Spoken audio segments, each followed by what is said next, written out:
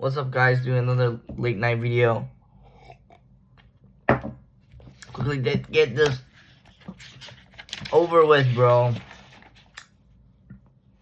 I have no idea where we left off last time. Definitely the Madness of Mr. Crouch. Didn't read much, but still pretty good. Still pretty good read. Madness of Mr. Crouch. I think we left off at Padfoot Returns.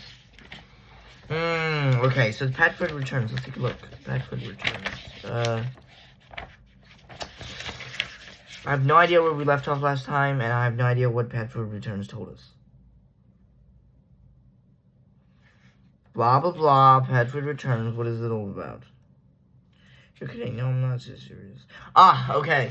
I don't know whether I tell you guys this, but, they basically, Harry, Ron, and Hermione basically went over to meet Sirius, and he didn't provide much information. I remember he saying, Karkaroff went to Azkaban, but he got out because he provided some names, basically turning him some other dark wizard so that he can go.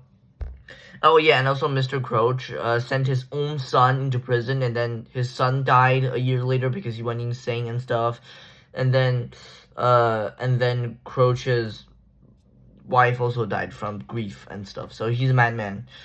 He just always wanted like the top job, and I guess his son was kind of like so his son was found like with a bunch of Death Eaters, and he found that like extremely embarrassing, so he just immediately sent him into prison. Anyway, that's that. I think that's all Sirius provided all the information, all important information, that's all. And also Snape was given a second chance and stuff, like he's given a second chance. Alright, Madness of Mr. Crouch. So in this chapter, basically, okay, Dobby and stuff, not important. The most important part, okay, so basically Hermione is getting the red letters because of that stupid letter from Rita Seeker. And also they have probably be banned from the kitchen because Hermione keeps on saying elf freeing and stuff, so they're probably banned from the kitchen now from now on. That's that. And Harry was taken over to the Quidditch stadium, and they are growing hedges there, which is gonna be turning into a maze, and their third task is gonna be making through the maze, and whoever touches the cup first get full marks. Yes, and there's gonna be a bunch of obstacles and threats, obviously, in the maze. And yeah, so after that, Krum really wanted to see Harry, and he took him like to the far side of the forest, and he was asking Harry the obvious question. I don't know, Harry didn't see this coming, however. He thought, it's like something important, but Krum literally asked him, what is the relationship between you and Hermione? Obviously, my man still has his mind about Hermione, even though he has the third task coming up, but he doesn't give a shit, so he still asked the question anyway. Alright, that happens, and suddenly, out of nowhere, Mr. Crouch came out of the woods, okay, right beside them. And Mr. Crouch, at first, he is talking to a tree, basically talking to thin air. And he thinks that he's talking to Percy, and he was saying things about his wife and son, which obviously died already. He was going insane, obviously, talking to nothing. And then suddenly he switched to another personality, perhaps. Yeah, he switched suddenly and saying, like, warn Dumbledore and stuff. Oh my god, I need to see Dumbledore. I need to warn him. But suddenly he just switched back to his old personality and started talking to he started talking to the air again about Percy and his wife and his son and stuff. And then he switched again, and he was saying, like, see, go get fed Dumbledore. Voldemort is like, he's getting stronger and stuff. And by the way, he's like saying this like in not fluently. He's like, get Dumbledore, like, and then stuff like stopping and pausing. But when he was talking to Percy, he was completely fluent. So we can probably tell that he's gone insane some way or the other. Now Harry goes and fetch Dumbledore with some hiccup with Snape, because he's saying that Snape is basically saying that he's making up a story. But thankfully he met Mad-Eye Moly and Dumbledore, and when they went over, Krum was unconscious and Crouch was gone. So they later informed Karkaroff, and Karkaroff said that they obviously stunned their champion. Stupid him. Anyway, that happens. I think that was the entire chapter of Yeah, that's it. That's the entirety of that chapter. All right, and then you have the dream. Very, very, very interesting chapter right here. Wonderful read right here. Okay. Oh my god, I don't recount myself recapping chapters this quickly. Wow. Okay. So you have the next chapter, which is the dream. Oof, okay, that's not important. Are you mad? Tell Percy he's probably... Okay, we get informed that, not obviously, Fred and George is trying to blackmail someone, and they suspect that they are just making money trying to... Ron says they are going to any extent possible to make money, because they're looking forward to starting a joke shop, and that requires funding and stuff. Anyway, that's not important. Oof. Oof, this is not important. And they have a little discussion over how Crouch might have disappeared, but no, nah. And also everybody keeps on warning Harry that he never should do such thing again. I mean, somebody in the woods could have attacked Harry. Like, since Crouch disappeared so quickly, they suspect that somebody... It's whether Crouch himself ran away, or, in my opinion, more possibly that somebody attacked, stunned Crumb, and then took Crouch away. Anyway, but it could all be possible. I mean, yeah. And that happens, and everybody keeps on warning Harry about the fact that he shouldn't be wandering into the woods ever again. I mean, Crumb could have attacked him, and whoever it was in the woods with Crouch that stopped taking Crouch away was probably inches away from them, like in the woods and stuff. So, yeah, and it was really dangerous, you know. And that was that, and and yeah, oof. And then over at definition class, Harry fell asleep, and he, in his dream, he dreamed of himself riding a owl into a house, and then, the owl basically delivered a letter to someone inside a chair, and and Harry couldn't see who was in it because, you know, they have their back, and he was behind the chair's thing, you know. Like, yeah, anyway, remember that? Yeah, at the start of the chapter, Voldemort was there, and then in his dream, Wormtail was there, and the Giant Snake was there, and we basically Harry made out that they were talking about, like, some deaths. They killed this Bartha guy, and there were more deaths, and Wormtail made some kind of a mistake and created some kind of havoc, but it was fixed. So he would not be killed and fitted to the snake, but however, Harry will be fitted to the snake. And then he also tortured Wormtail with that Crucio spell. Oh my god, I cannot believe it. I actually remembered his spell. Crucio, exactly. Let's go. Now he immediately said, and then when he wake up in the definition class, the teacher was trying to say that stay, you know, you could have a better versioning, but Harry just said no, and he left. And he said that he was going for the hospital wing, but he didn't, and he went straight for Dumbledore. Very wise move. Now, when he made it over to Dumbledore's place, he still he doesn't have the password. He used to have it, but he's obviously changed. So he just went blah blah blah, use this, use that. He said blah, blah, blah, blah, say this, say that, and then he had some luck. He was lucky, so he said, what did he say? Cockroach something, I remember. Cockroach cluster. That was the password. Let's go. And then he came over to, he went up the staircase, which is basically like a magic version of an escalator. And then on the top, he overheard Fudge and Modi and Dumbledore talking about Crouch and stuff, and they were suspecting that it could be Madam something, like basically the headmaster of Big's Button. That could be that. But there will be no way of knowing, you know, obviously. And Harry went, and then Mad Eye say that Harry's waiting outside. Stupidly overpowered magic eye from Modi here. He invited Harry inside, and Harry basically said that couldn't be possible. Yeah, she would have a job of hiding. Yeah, really funny. Anyway, so Fudge and Dumbledore and Modi went out for a walk, basically around the castle for some investigating and stuff, and Harry stuck around. Now he was like just looking around curiously when he saw this silver thing coming from basically, what do you call? You wanted to touch it from the cabinet, and it was basically a box with a silver thing inside. Now you kind of make out what it is. Like, it's really maybe 4D thing or something. It's like really complicated.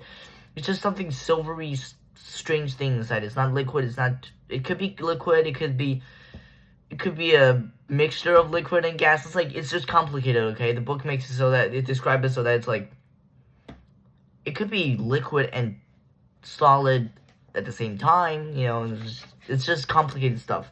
You cannot describe it. And Harry touches it with his wand, and it suddenly turned clear, and then he could see inside a room. And the room is like full of wizards, like around this giant room. Let's say, for example, just imagine a room. The description is complicated, obviously, honestly speaking, but I think I am mostly correct, and you can just understand that. Basically, imagine a chair in the middle. Imagine a court scene, okay? And there's a chair in the middle of a room, and then you have seats that rise. Like, basically, imagine a stadium, and imagine a football stadium, but the football field is tiny, which is only enough for like a tiny chair. And then basically, it's like a court place where in the stadium seats sit all kind of ministry wizards, and in the middle you hold the criminal, and then they kind of trial them. So Harry had three. Yeah, so that's what he saw, and then he was looking closer and closer, and when his nose accidentally touched the thing, he teleported inside, basically, something like that. Remember that scene in the second book where he got teleported into the memory of Tom Riddle? Lord Voldemort? Yeah. When he got teleported into the memory of Lord Voldemort, yeah, it's basically kind of the same thing. And then he was sitting, so he experienced 3 different court cases, court trials, court something, decisions, and he was sitting beside Dumbledore and Moldy throughout the entire time. Now, the first trial, as I remember, let me try and remember, okay? The first trial was for, oh yes, Karkaroff. Really convenient. Out of all the memories of these court trials, it's just memories of these important people. Convenient writing. Karkaroff.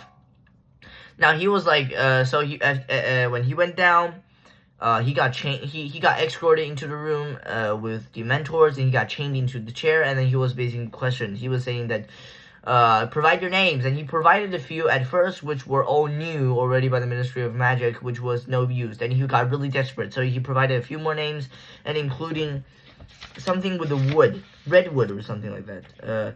Severus Snape. Oh, he was Severus Snape. By the way, Rookwood. So the only useful name he provided was Rookwood, and the other one was Snape, surprisingly. But Albus Dumbledore claimed that he has definitive proof that Snape is now turned a ministry spy. He turned good, okay, and you know he's trustworthy, and Albus Dumbledore is sure of that. So I wouldn't say so, Dumbledore. I wouldn't say so. Snape is still untrustworthy in my opinion, but whatever. We shall only see, eh? Okay. I don't know. And then, I don't know, okay? I don't know. And then Snape, that was that court's case, and then the second one was with, Bagman, yes. So it was convicted that he has provided information to a Death Eater. Now, surprisingly, he was providing information to Rookwood. Remember that guy that that Karkaroff gave out?